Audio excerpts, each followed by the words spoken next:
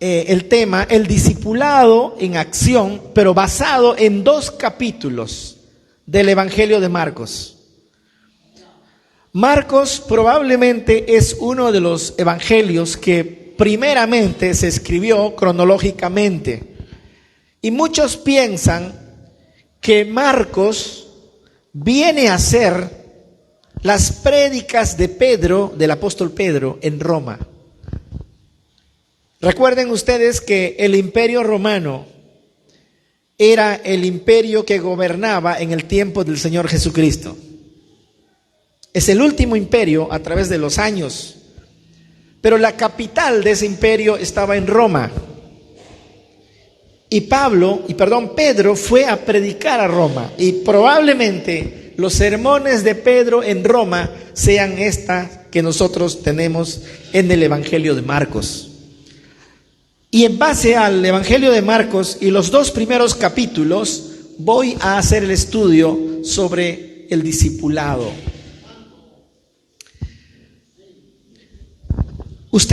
¿Cuántos de ustedes han ido alguna vez a un circo? Sí, ¿no? Ahora, ¿ustedes han visto esos malabaristas o esos que saltan en los columpios? ¿Ustedes creen que no pasan tiempo practicando para que cuando estén en la presentación pública no fallen, salga a la perfección? Ellos han pasado horas y horas y horas. ¿Por qué? Porque ellos quieren hacer una presentación perfecta ante el público. Requiere horas de práctica. Y por eso salen buenos malabaristas.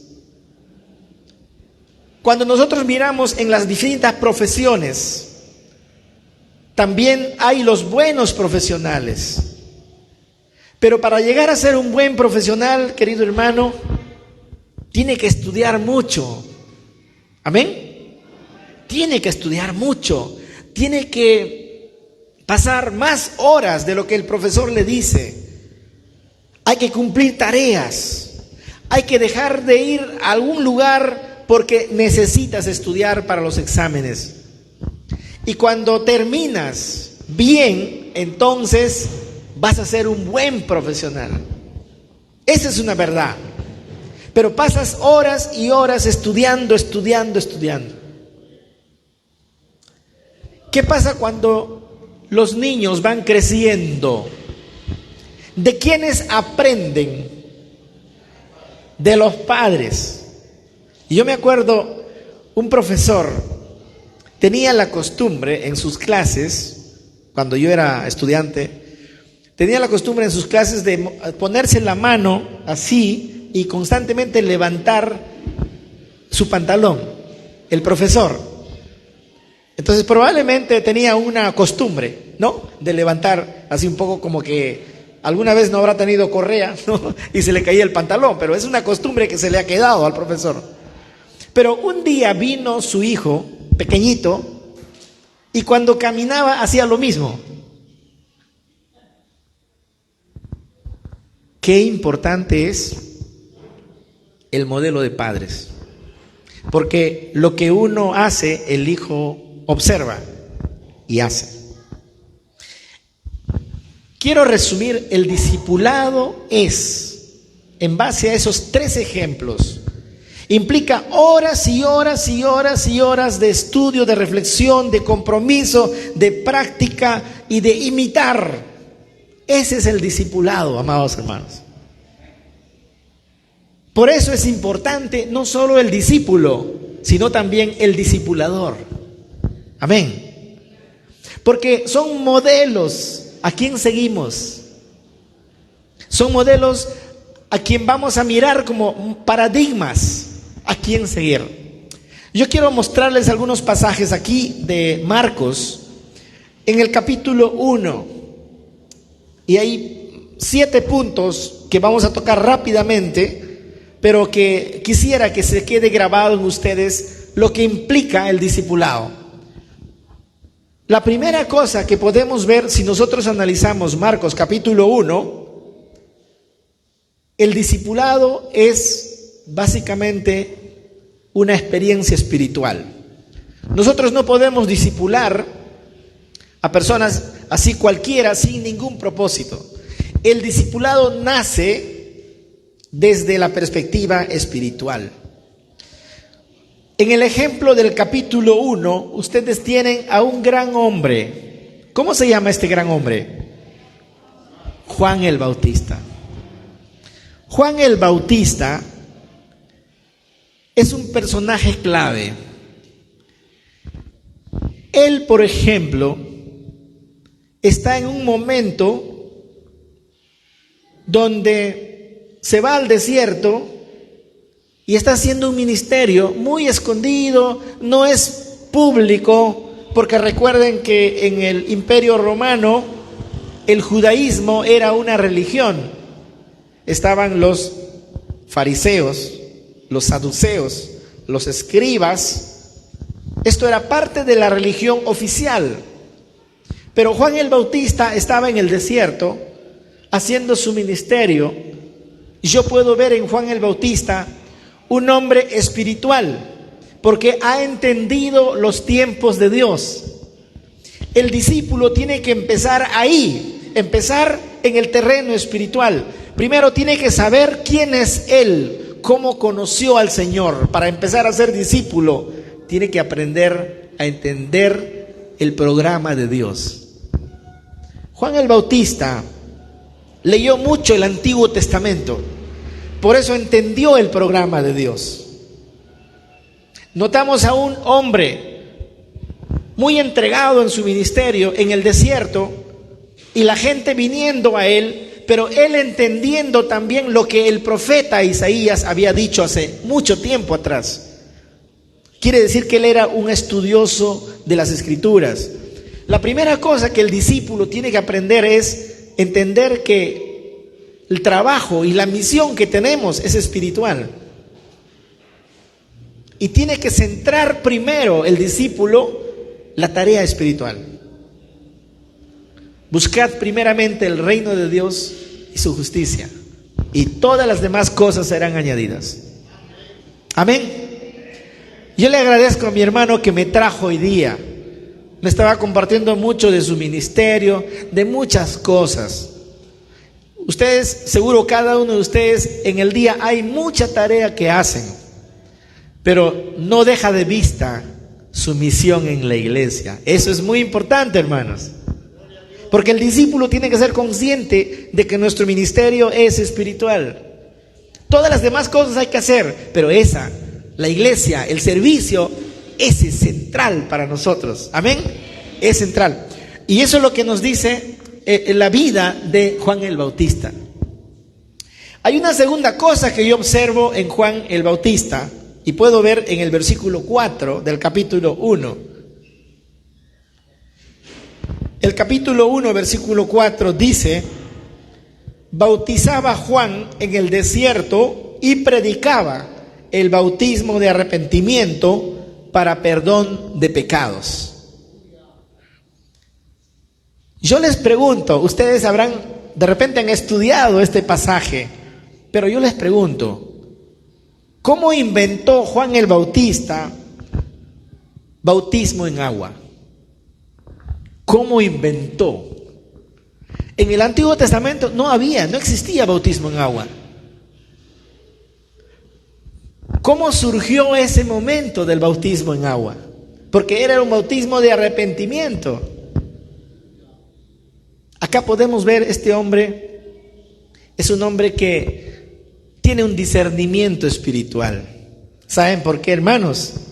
Porque ese bautismo de Juan fue un bautismo que llevó hacia el bautismo del Espíritu Santo. O sea, fue una transición de seguir la ley, de seguir las tradiciones del Antiguo Testamento, de pasar de una etapa de sacrificios a otra que ya no era sacrificios. Porque en el Antiguo Testamento eran matar corderos, eran las tórtolas, eran flor de harina, eran presentar al Señor estos sacrificios por los pecados. Pero ahora Juan desarrolla un bautismo en agua que es de arrepentimiento. Pero ese bautismo que él ha puesto ahí es una transición de lo que será ahora la venida del Señor.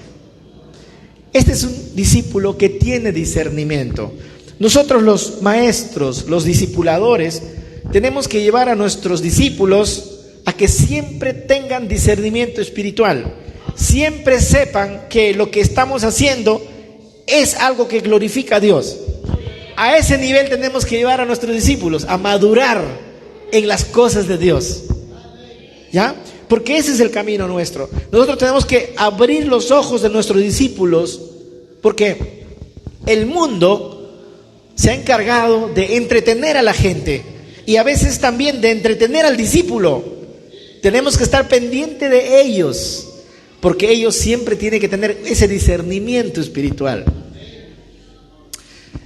Hay una tercera cosa que me llama la atención en Marcos, capítulo 1, versículos 5 al 7. Marcos capítulo 1, versículo 5 al 7. Y salían a él toda la provincia de Judea y todos los de Jerusalén, y eran bautizados por él en el río Jordán, confesando sus pecados. El versículo 6 y 7. Y Juan estaba vestido de pelo de camello y tenía un cinto de cuero alrededor de sus lomos, y comía langostas y miel silvestre, y predicaba diciendo: viene tras mí el que es más poderoso que yo, que no soy digno de desatar la correa de su calzado. Yo puedo notar aquí a un hombre totalmente humilde. Este es un aspecto que tanto el discipulador como el discípulo tiene que aprender, hermanos. La humildad es el corazón de nuestro Señor Jesucristo, porque se bajó hasta lo sumo, incluso tuvo parte con los peores criminales. Así le dijeron a Jesús, lo llevaron hacia la cruz, siendo Dios, siendo santo, siendo perfecto, murió por nosotros. Él es el modelo de humildad, hermanos. Y tenemos en Juan el Bautista un hombre famoso. Todos venían a él, pero fue un hombre humilde. No es fácil. Muchas veces la fama y el poder a muchos los distorsiona. Ustedes han visto personas que cuando tienen poder se olvidan de los demás, porque es el mundo. Entre los cristianos no. El modelo perfecto es Cristo. Siendo Dios, se hizo humilde. Pero tenemos a un Juan el Bautista aquí, que nos da un ejemplo. Fue un hombre muy famoso, muy popular. Dice que toda la gente lo buscaba a él en el desierto. Los fariseos estaban enojados porque les había quitado los clientes, porque la gente ya no iba a las sinagogas, sino se iban al desierto a buscar a Juan el Bautista. Cuando el corazón es humilde del siervo, las ovejas vienen, hermanos. Amén. Las ovejas vienen. Ese corazón humilde hay que formar en nuestros discípulos, amados hermanos. Porque siempre hay altivez en el corazón, siempre hay que yo. Pero ese yo tiene que morir. Tiene que resaltar Cristo en nuestros corazones. El modelo de Juan el Bautista es interesante, hermanos. Siendo famoso, sin embargo, él dijo: yo no soy digno de desatar la correa del calzado de aquel que viene. Porque él pudo aprovechar su fama y seguramente pudo llegar a ser rico. Porque si es famoso, incluso podía decir: yo soy el enviado. Porque hay mucha gente que se da ese tipo de atribución. Pero él entendió que es un instrumento de Dios. Él entendió que era el precursor de aquel que iba a venir, porque Jesús estaba ahí entre la multitud. Y él le dice, ahí viene el que es más poderoso que yo. Qué hermoso corazón de Juan el Bautista. Ese es el punto, hermanos, en el que queremos desarrollar también el discipulado. Hacer que nuestros discípulos, desde nuestros discipuladores y los discípulos, tengamos un corazón siempre humilde. Con el corazón humilde se conquista reinos, hermanos. ¿Amén? Claro. ¿Por qué creen que los cristianos han crecido en los primeros siglos en plena persecución? Porque fueron humildes, porque amaron incluso a sus enemigos y no lo podían entender. Incluso los emperadores no lo podían comprender, porque ¿cómo es posible que Jesús, que los cristianos puedan estar contentos en plena persecución? Es porque el Espíritu Santo estaba en el corazón de ellos. Y cuando el Espíritu Santo está en nuestros corazones, hermanos, hay gozo radiante. Amén. Hay gozo radiante en nuestros corazones. Hay un corazón humilde porque Él está en nuestras vidas. Y eso es lo que yo puedo percibir en Juan el Bautista, un hombre muy famoso, pero muy temeroso de Dios. Un hombre muy austero. Ustedes pueden ver, se vestía con piel de camello, ¿no? Con miel silvestre. Sencillito, ¿no? No hacía mucho gasto. Parece que era vegetariano, ¿no? Pero hermanos, lo que podemos ver en él es, siendo tan famoso, tuvo un corazón humilde. Y realmente fue el que abrió el camino para Jesús. Fue aquel que prácticamente exaltó la figura de nuestro Señor, ¿no? Esto es un punto muy importante de Juan el Bautista. Vamos a ver otro pasaje en Marcos capítulo 1, versículos 12 al 13. Marcos capítulo 1, versículo 12 al 13.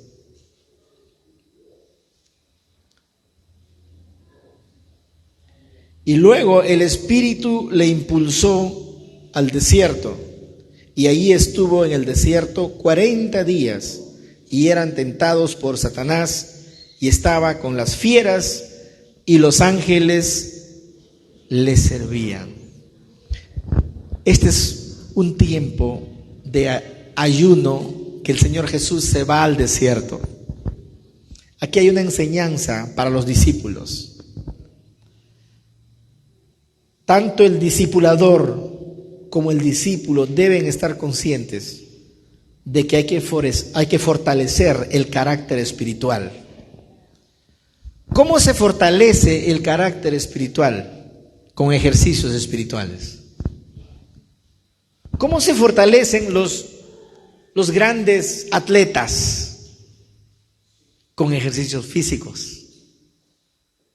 Hay que alzar pesas, hay que correr para ser fuertes físicamente. Pero ¿cómo se fortalece espiritualmente? Con ejercicios espirituales. Hay que enseñar al discípulo también que la tarea espiritual se fortalece con ejercicios espirituales. El ayuno, el Señor Jesús para empezar su ministerio ayunó, porque necesitaba ser fortalecido su ministerio. Pero no solo necesitaba ser fortalecido su ministerio, sino que enseñó a sus discípulos que esa es la forma como se tiene que hacer. Porque nosotros no tenemos lucha contra carne ni sangre, sino contra huestes espirituales. Hermanos, hoy en día Satanás ha desarrollado una estrategia mundial contra la iglesia. Está desarrollando una estrategia mundial contra la iglesia. Nosotros necesitamos fortalecer nuestro carácter espiritual. Necesitamos fortalecer con ejercicios espirituales, porque nuestra lucha ya está ganada por Cristo. Porque en Cristo tenemos esa victoria. ya lo hemos ganado, pero tenemos que desarrollar ese triunfo con Cristo ahora, porque van a haber persecuciones de la iglesia, ya están dándose en diferentes partes del mundo, porque el anticristo ya está en camino. Nosotros tenemos que ser fuertes. ¿Y cuál es nuestra fortaleza? El ayuno, la oración, la palabra de Dios.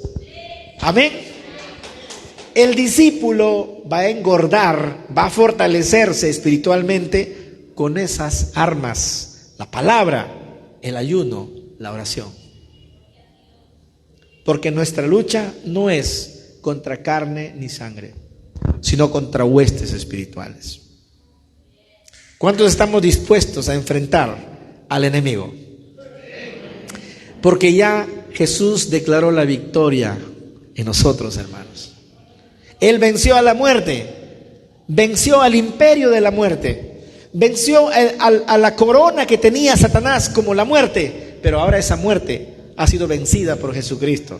Y nosotros somos vencedores en Cristo Jesús. Por eso, ¿cuál es aquello que fortalece, hermanos, también nuestra vida espiritual? Son las alabanzas. Si alguno está afligido, cante alabanzas. Las alabanzas fortalecen, hermanos. Cuando se encontró en las cuevas de Qumran en el 1948, en nuestro tiempo, en esas cuevas en Israel, junto al Mar Muerto, en 11 cuevas encontraron todas las copias del Antiguo Testamento. Hay 2 libros preferidos por los habitantes de Qumran, que probablemente de ahí proviene Juan el Bautista. ¿Saben cuáles eran los 2 libros preferidos? El profeta Isaías y los Salmos. Los Salmos, hermano, increíble las copias que han encontrado. Porque en todo lugar, hermanos, la alabanza fortalece nuestra vida, hermanos. Yo vine escuchando en el auto el ministerio del pastor Apocalipsis, ¿no? Su obra, ¿no? Su ministerio, ¿no? Yo estaba escuchando porque el pastor me dijo, el hermano me dijo, vamos a escucharlo, vamos. Y yo quiero escuchar. Y de verdad que qué confortante, qué reconfortante la alabanza. Hermanos, la alabanza nos fortalece. Por eso, ¿por qué creen que Pablo dice, si alguno está afligido, cante alabanza? Eso significa que hay que aprender los salmos de memoria. Hay que ponerle música a los salmos, a todos los salmos, a los 150 salmos. Que sea una iglesia de los ministerios de alabanza, hermanos. Ustedes saben que con la alabanza uno puede apagar incendios. A mí me encanta la alabanza. Yo cuando escucho, a veces me emociono, porque es el gozo del Espíritu, hermanos. Nuestra alma se goza alabando. Así que ese es un buen ejercicio espiritual, la alabanza. Y hay que darle el espacio correspondiente a esa alabanza. Porque el discípulo tiene que aprender las disciplinas espirituales, el ejercicio espiritual. Pablo dice a Timoteo, ocúpate en la lectura, en el ejercicio espiritual, que tiene que ver con alabanza, oración, ayuno y la lectura de la palabra de Dios. Hermanos, solo así vamos a estar fuertes cuando vienen pruebas y persecuciones. En la historia de la iglesia cristiana se ha encontrado mucho material, muchos himnos cantados por la iglesia primitiva, los siglos 2, 3, 4, 5, en plena persecución del Imperio Romano contra los cristianos. Se han encontrado copias y copias y copias de himnos. En la historia está registrado eso. ¿Qué significa eso? Los himnos han sido el bálsamo, la motivación la alegría de poder en medio del dolor y sufrimiento enfrentar con victoria, hermanos. Qué bueno, a mí me encanta que haya este ministerio de alabanza, la verdad, de ministerio de adoración al Señor. Eso alegra el corazón, hermanos, alegra el corazón. Ese fue el testimonio de la iglesia primitiva. Así que el ejercicio espiritual es importante, y aquí podemos ver que Jesús enseña y va 40 días al desierto. Ya ustedes saben la historia, que también Jesús fue tentado, pero Jesús venció a Satanás, porque se fortaleció en el ejercicio espiritual. Hay que enseñar al discípulo a orar. Hay que enseñar al discípulo que nuestra lucha no es contra carne ni sangre, sino contra huestes espirituales. Hay que enseñar a nuestros discípulos a caminar y crecer con el ejercicio espiritual, hermanos. Todo pasa por educación. Si no educamos, no aprenden. Pero esa educación empieza por el discipulador. Porque si el discipulador no practica, el discípulo no va a practicar. Por eso Jesús hizo 40 días de ayuno. Los discípulos observaron a Jesús. Cuando Jesús se fue a orar, estaba enseñando a los discípulos a orar. El discípulo está observando. Recuerden ese niño con este profesor. Todo el tic del profesor sabía el niño, su hijo. ¿Por qué? Porque había visto siempre a su papá levantarse así, ¿no? Con la manito. El niño aprende, el discípulo aprende de su maestro. Muy importante la tarea de los discipuladores, la tarea de los maestros, ¿no? Que siempre van a ser modelo de los discípulos, porque los discípulos están observando a los maestros. Si queremos hacer fuertes discípulos, nosotros también tenemos que ser fuertes discipuladores. Amén. Amén. Amén. Gracias a Dios por eso.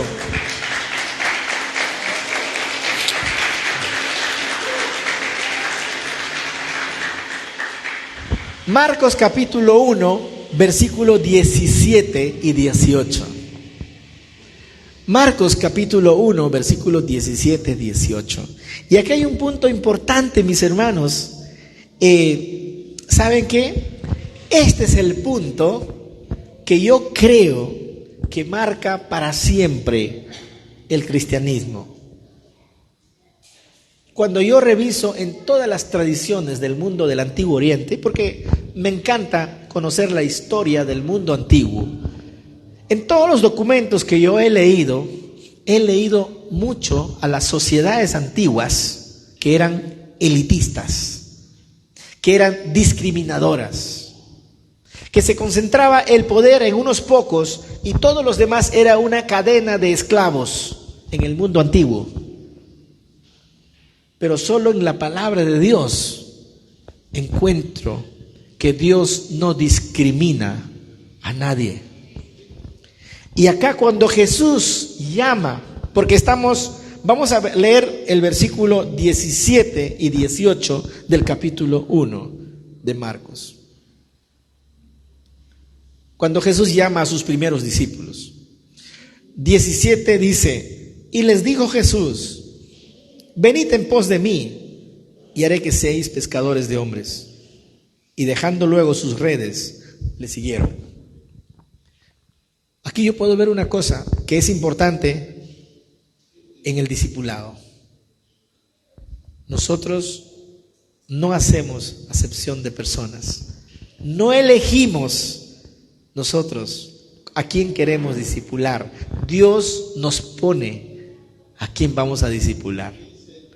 Cuando Jesús llamó a estos primeros discípulos, si nosotros miramos rápidamente en estos versos, vamos a encontrar dos niveles sociales ahí. Por un lado era Pedro y Andrés, que eran los más pobres de los discípulos.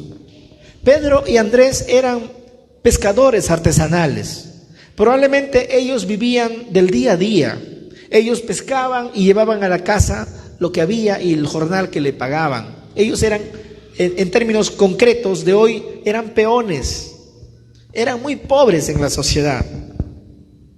Juan y Jacobo, porque aparecen ahí también, ellos tenían un nivel un poco más alto económico, porque dice su papá alquilaba embarcaciones. Quiere decir, entonces, ahí dice el texto, eso quiere decir que tenían un poco más de recursos. Y después Dios llama a Leví, que era un cobrador de impuestos, ya era un profesional. Entonces quiere decir que cuando Jesús llama a sus discípulos, todos son de distintas clases, porque el Señor no hace excepción de personas. El Señor nos ha llamado a nosotros, hermanos, desde donde estábamos. Nos ha dado un nombre, nos ha dado valor y ahora valemos mucho, hermanos. Usted sabe, si el mundo se daría cuenta cuánto vale un cristiano, no tiene precio, hermanos. Si el mundo entendería cuánto vale un cristiano, no tiene precio. Mi hermano me compartía en todo el viaje que me trajo desde La Molina, me compartía que le invitan para hacer trabajos de taxi, para llevar mercaderías, porque confían en él, es cristiano. Hay que dar glorias a Dios. Gloria a Dios, gloria a Dios, gloria a Dios. Porque eso es, hermanos. Pueden confiar en ti. Tú tienes un valor que otros no lo tienen. Y eso es por el Señor Jesucristo. El Espíritu Santo cambió nuestra vida. Somos nuevas criaturas. Y la gente, en la medida que crezca la violencia, las empresas van a empezar a confiar en los creyentes. Y van a abrir puertas de trabajo para creyentes. Porque eso es lo que Dios va a honrar a sus hijos, hermanos. Por eso, el cristiano no tiene precio. Ese cambio que hay, esa confianza que puede dar, hermano, no tiene. Hay empresas que están buscando cristianos para trabajar. Y ustedes saben que cuando son cristianos, no sé si han escuchado, dice, no sé por qué puedo confiar en ti. ¿Te han dicho? Es porque el Espíritu Santo está en nosotros, hermano. Hay que formar ese tipo de discípulos. Discípulos que amen al Señor, que crezcan en su vida espiritual, en el ejercicio espiritual, que tengan el carácter espiritual, para que esos discípulos irradien en la comunidad. Y vamos a formar así discípulos realmente que transformen a otros discípulos para el Señor. Ese es el desafío que tenemos nosotros como iglesia. Qué bueno, el pastor acá tiene un grupo de hombres y mujeres, un ejército de hermanos. Yo siempre he dicho, y vuelvo a decir, cuando yo veo a la iglesia pentecostal de Jesucristo, las iglesias pentecostales o clínica celestial, son iglesias pentecostales, yo siempre digo a mis estudiantes, ese es el ejército de Dios.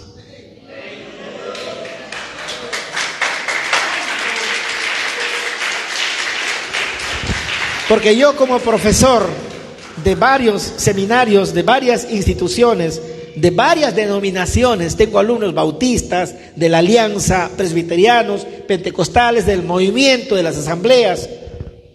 Yo les digo a ellos que para mí el ejército fuerte son los hermanos pentecostales. Por eso les he dicho la vez pasada, ustedes son como el turbo intercooler.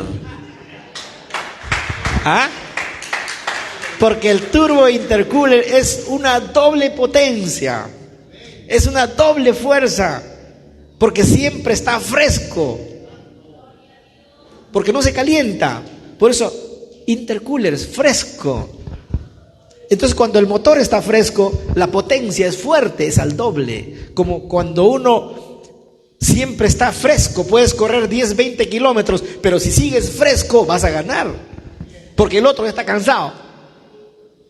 Pero el hermano pentecostal es ejército, es fuerte, es intercooler. Glorias a Dios, hermano, porque Él nos hizo así. Amén. Él nos hizo así, nos hizo fuertes para enfrentar las cosas de la vida. Y hay muchos testimonios de cambio. Bueno, a mí me alegra mucho escuchar testimonios y me agrada mucho escuchar. Estoy dictando curso de los salmos y hay un tipo de salmo que se llama salmos testimoniales. Esta semana creo que lo vimos en la clase con la hermana Andrea. Los salmos testimoniales, hermanos, está en la Biblia. Esos son salmos que tú compartes lo que Dios está haciendo en tu vida. Que tú los compartes y tú dices, Dios está obrando, porque el que está allá quiere saber si Dios está vivo, está obrando todavía. Y tú tienes que comunicar eso a tus hijos y a tus vecinos, que Dios hoy sigue obrando como obró en el pasado. Amén. Así como Él obró en el pasado, Él sigue obrando hoy. Y es importante que la gente escuche tu testimonio. Es importante que tus hijos escuchen que Dios está actuando hoy. Es importante que uses el verbo presente para decir, Dios hoy me ayudó. Es importante que tus hijos escuchen, porque las generaciones cambian, porque el Estado, la educación a veces distorsiona la mente de los hijos. Pero usted en casa educa a tus hijos y siempre háblale en tiempo presente lo que Dios está haciendo. Hermanos, amén. Porque Dios es Dios de vivos y no es Dios de muertos. Y a tus discípulos dígale que Dios hoy te ha llamado para hacer la obra. Ejercítate en la piedad, ejercítate en la oración, ejercítate en el ayuno, en la palabra de Dios. Sé fuerte.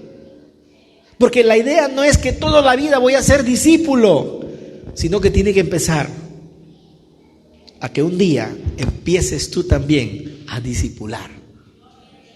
Amén. Así tiene que ir el camino del discipulado. Hermano, no siempre, yo he visto iglesias donde los hermanos siempre están ahí y quieren siempre aprender. Yo les dije, ¿y cuándo ustedes van a empezar a dar? Entonces, pero para eso, ¿qué significa? Organizar su tiempo, organizar su plan de cristiano, porque hay que organizarse también. De acá 3 años llevo estudio, me preparo, aprendo a discipular, escucho al maestro y discipulo, y tengo que empezar yo también a discipular. Hermanos, nosotros tenemos que empezar a dar, no solamente recibir. Amén. Tenemos que empezar a dar. Ya, muy importante es ese punto de la espiritualidad. Hay otro punto que también quisiera que podamos ver, capítulo 1, versículo 34 de Marcos. Y aquí sí, yo voy a felicitar a las iglesias pentecostales, porque creo que las iglesias pentecostales, me parece, viendo todas las denominaciones, son los que están cumpliendo lo que el Señor ha dicho en su mandato. Miren lo que dice el verso 34. ¿Y qué hizo Jesús a la vista de sus discípulos? Ajá. Y a muchos que estaban enfermos de diversas enfermedades. ¿Y qué más? Y echó fuera muchos demonios y no dejaba hablar a los demonios porque le conocían. Esa es la parte que muchos grupos no han aprendido. Pero las iglesias pentecostales han desarrollado ese ejercicio y lo han hecho con autoridad, hermanos. Porque esta es lo que el Señor ha hecho para sus discípulos y nos ha enseñado a nosotros también. Sanar enfermos, reprender demonios, expulsar demonios. Ustedes saben que actualmente en el reino espiritual opera los ángeles de Satanás. En todo lugar. Pero la iglesia que está fuerte, la iglesia con autoridad puede identificar y puede expulsar a esos espíritus. Porque donde están los hijos de Dios no tienen lugar los demonios y el diablo. Amén. No tiene lugar. Porque donde estamos nosotros está el Espíritu del Señor con nosotros. Si Él es el Señor de todo, ¿qué más, hermanos? ¿Qué dice Pablo? Si Dios es con nosotros, ¿quién contra nosotros? Nosotros ya le hemos declarado la victoria en Cristo. Amén. Amén. Entonces, solamente cuando aparecen por ahí, simplemente hay que reprender. Hay que reprender. A mí me ha tocado en la pastoral a veces salir con hermanos a algunas casas, ¿no? Me tocó una vez, me acordé, a la 1 de la mañana me llama una hermana, me dice: pastor, ¿podría venir a la casa? 1 de la mañana. Bueno, los pastores a veces no tienen tiempo, ¿no? Esa es la verdad. Entonces, 1 de la mañana, sí, hermana, ¿qué pasó? Pastor, me dice, he abierto la ventana y estoy viendo unos ovnis en mi jardín. Yo no estaba alucinando la hermana. Pero hay que ir, porque también puede ser un problema mental, pero hay que ir, hay que reprender, hay que darle la tranquilidad espiritual. En otra ocasión, joven, profesional, ¿no? Me llama: pastor, quiero que venga, por favor. Era a las 5 de la tarde, hermano, era de día. Mis padres han salido, yo estoy en la casa y no puedo entrar. ¿Por qué no puedes entrar? ¿No tienes llave? No, me dice: pastor, cuando he subido, arriba hay personas. ¿Personas? ¿Cómo van a haber personas? Y entonces yo me fui rápido ese día, 5 de la tarde. Ellos vivían por allá, por la zona también. Profesional, trabaja en el banco, tiene un buen puesto de trabajo. Y yo estaba sentado en la vereda y yo le digo: ¿qué te pasó? No, ahí arriba hay personas. ¿Personas? ¿Cómo? Si son personas, eran ladrones. Pero, entonces él no me pudo explicar bien, pero pareciera que él vio algo así como demonios. Yo le dije: vamos a subir. Entonces él me siguió atrás, yo estaba adelante.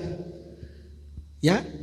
Entonces subimos, ¿y dónde está? No hay nada. A ver, ¿dónde? ¿Dónde has visto? No hay, no existe. Y después me senté con él, le dije: te voy a preguntar algo.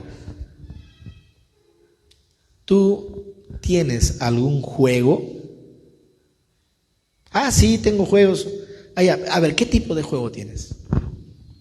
Había comprado hace 2 meses un juego que le costó $200. Bueno, gana dinero el hombre, $200. ¿Y a qué tipo de juegos? $200.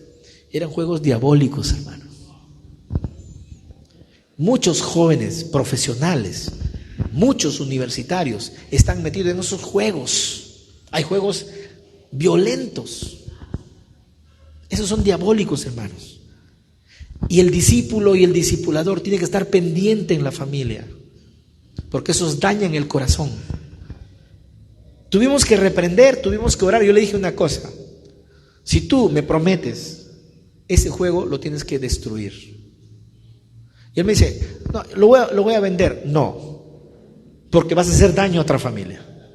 Tú tienes que perder tu ilusión. Mira, yo he venido de lejos para solucionar este problema. Este es un problema espiritual. Y si tú no aceptas, te va a rondar el problema. ¿Tú quieres sacar este problema ahora? Sí, pastor, ya, tienes que destruir. Yo lo mandé destruir. Porque, hermanos, el diablo ha sembrado muchas maneras de entretener a la gente. Y la violencia mundial es resultado de lo que hay en todos los juegos que ellos han creado. Nosotros tenemos que estar claros en esto, mis hermanos. Acá tenemos algo importante en el pasaje. Jesús enseñó a sus discípulos 2 cosas: sanar enfermos y a expulsar demonios. Nosotros oramos siempre por sanidad. Ahora, si Dios lo sana, lo va a sanar, porque Dios quiere que nosotros intercedamos por sanidad. Pero cuando Dios no quiere sanar a la persona, Él lo va a aclarar también, por alguna razón superior que nosotros no entendemos. Recuerden ustedes que Dios actúa personalmente con cada uno de nosotros. Dios actúa de manera individual con cada uno de nosotros. Solo nos queda hacer lo que tenemos que hacer. ¿Qué es lo que tenemos que hacer? Si alguien está enfermo, oramos para que sea sanado. Pero si por A o B no sana, no es porque esté mal, sino porque Dios tiene otros planes superiores.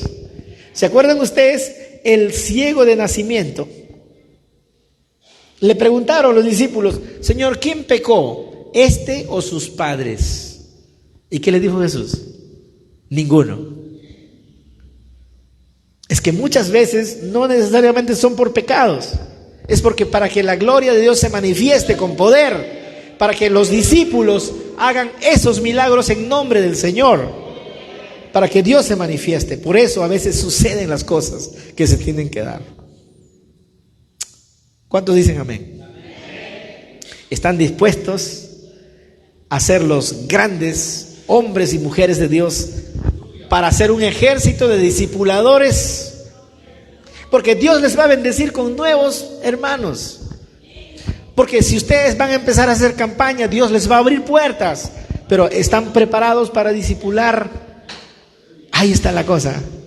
Tienen que llevar a esas personas a ese conocimiento del Señor. Porque el discipulado, hermanos, es la base para transformar el mundo. Porque el discipulado es cambio de personas, cambio de mentalidad, cambio de sentimiento, cambio de emociones y como consecuencia, cambio de prioridades en la vida. Cada uno de nosotros, antes de venir al Señor, hemos tenido muchas ideas. Pero cuando el Señor vino a nuestra vida, ha cambiado nuestras prioridades, hermano. Si usted se pone a pensar, ¿qué quería hacer antes? Tantas cosas. Pero Dios, cuando vino, ha cambiado el horizonte de nuestra vida.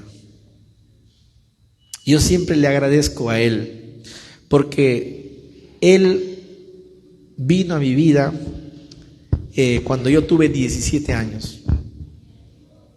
Mis padres eran pastores y yo no los quería escuchar a ellos.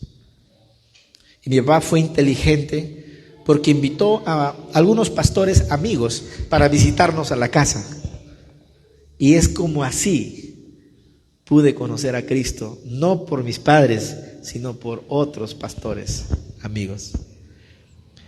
Y desde ahí, hermanos, todas las prioridades que yo tenía en mi vida, Dios me las cambió. Y cuando yo le dije a mi papá, quiero prepararme en el seminario, cuánto mi padre se alegró.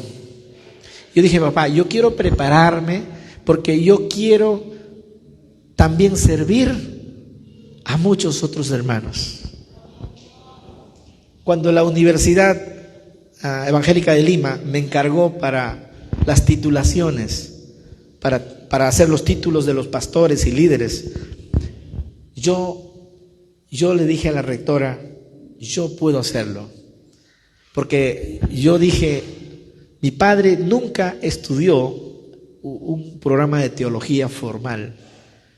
Pero yo dije al Señor, yo voy a ayudar a los pastores que logren sacar sus títulos. Y así lo hicimos. Y cuando los pastores se presentaban en la defensa de su tesis, muchos de ellos derramaban lágrimas. Y yo estaba contento porque decía, algo hemos hecho por el servicio del Señor. Hermanos, nuestra tarea es amplia en el ministerio. Ya saben ustedes que no solo hay que aprender, sino también hay que empezar a dar, porque la gente necesita recibir. Hay gente que está detrás de nosotros que quiere recibir y hay que estar preparados para eso. ¿Ustedes se acuerdan de Felipe? Bueno, los discípulos cuando estuvieron en Jerusalén no querían salir. O sea, Jesús murió y ya se resucitó. Bueno, como que se terminó el proyecto. Y entonces, ¿qué pasó? El Señor levantó una persecución. ¿Sabes a quién usó? A Saulo. Saulo persiguió a la iglesia. Y los discípulos, a partir de esa persecución, se escaparon. Se fueron a distintos lugares. Pero esa escapada fue positiva, porque cuando ellos salieron, el Espíritu les llegó a ellos y ellos empezaron a predicar con poder en los distintos lugares. Y es así, hermanos, como explotó literalmente, porque dinamis significa dinamita, ¿no? Que explotó literalmente la obra del Espíritu en el corazón de los discípulos. Y entonces todos se fueron a distintos lugares y tenemos a un Felipe que está en Samaria, y justo había un etíope caminando regresando a su tierra, ¿no? En Hechos, y el Espíritu le dice a Felipe: acércate a ese hombre. Felipe se acerca y le pregunta al etíope, le dice: ¿entiendes lo que lees? Porque el etíope estaba leyendo al libro del profeta Isaías. Felipe le dice: ¿entiendes lo que lees? Y el etíope le dice: ¿cómo voy a entender si nadie me lo explica? Por eso nosotros estamos preparados ante esa pregunta. Si alguien viene, ¿cómo voy a entender si nadie me lo explica? ¿Estás dispuesto a explicarle? Felipe explicó. Dice, le llevó desde Isaías, lo vinculó hasta Jesús. Hizo todo un estudio teológico. Y no solo hizo, sino él entendió. Y él dijo: yo quiero bautizarme. El discipulador tiene que estar dispuesto y preparado para las preguntas que le hagan los discípulos. Porque nosotros somos responsables de llevarlos a ese terreno espiritual. Nosotros somos responsables de que los discípulos tengan la mente espiritual. Nosotros somos responsables de que el discípulo, hermanos, llega a tener un criterio espiritual, una decisión espiritual en la vida. Pero ¿cómo se consigue eso? A través de nuestra enseñanza, a través de nuestras prácticas, a través del ejercicio espiritual, que no solo debemos decirles que hagan, sino que nosotros demostrar con nuestra vida. Amén. Así que hay que orar al Señor para que siga trayendo más almas. Pero hay que orar al Señor para que nosotros estemos preparados. ¿Ya? Amén. Porque si tú estás preparado, que lleguen más almas, todos van a discipular. ¿Ya? Y cuando ellos crezcan, hay que dar glorias a Dios. Como cuando los niños empiezan a crecer y empiezan a madurar en su pensamiento. Yo estuve hace unos días con un grupo de hermanos que me invitaron a tomar desayuno. Y este hermano trajo a su hijo, un chico que está ya empezando la universidad. Pero normalmente, hoy en día he podido ver en todo lugar que los chicos de hoy están con su celular, ¿no? Papá está hablando y ellos están aparte en otra cosa, ¿no? Pero este chico me llamó la atención. Todos estamos hablando de temas del ministerio y este muchachito, jovencito, atento, escuchando, tomando nota y haciendo preguntas. Yo le felicité a su padre, porque esa es una tarea que ellos lo han hecho. Han hecho que él se interese por las cosas espirituales. El discípulo tiene que estar en ese nivel, hermanos. Pero esa es tarea de nosotros. Amén. ¿Estamos dispuestos a levantar nuevos discípulos? Amén, ¿no? Marcos capítulo 2, versículo 23. Marcos capítulo 2, versículo 23.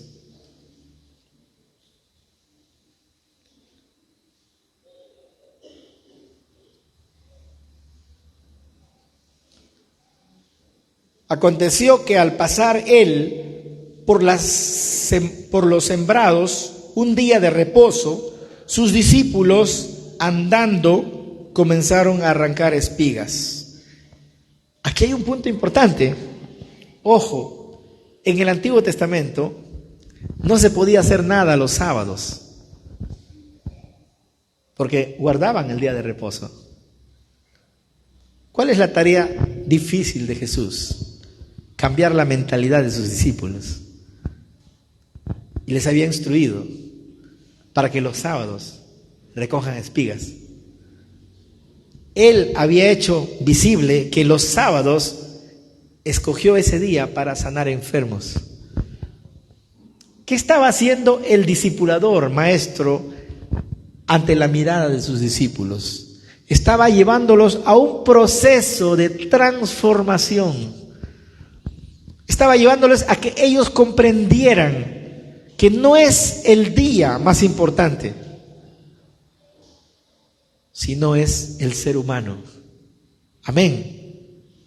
No es el sábado más importante, sino es el hombre. Los discípulos llegaron a entender que los sábados también se puede hacer. Los judíos habían desarrollado todo un pensamiento que los sábados se tenía que guardar, no se tenía que hacer nada. Y cuando Jesús revolucionó realmente, porque es cuando Él elige los sábados para empezar a hacer cosas, ellos no lo comprendieron, lo acusaron. Pero Jesús estaba llevándolo a sus discípulos a comprender que más importante que el día era el ser humano. Aquí hay un proceso de transformación que somos conscientes que los discipuladores tenemos que hacer a los discípulos. Porque los discípulos vienen con su propia mentalidad. Porque vienen muchas veces del mundo, han salido, se convierten, tienen todavía algunas ideas, hermanos. No es fácil, pero hay que cambiar esas ideas. En alguna ocasión les he comentado que a veces, por ejemplo, en la sierra hay hermanos y hermanas que todavía creen que pasando el huevo, ¿no?, se va la enfermedad. O el pobre cuisito, ¿no?, en vez de comerlo al cuy chactado, que es tan rico, ¿no?, cuy con maní, el pobre cuy tiene que pagar porque lo pasan por acá. Esa mentalidad nosotros tenemos que cambiar, hermanos.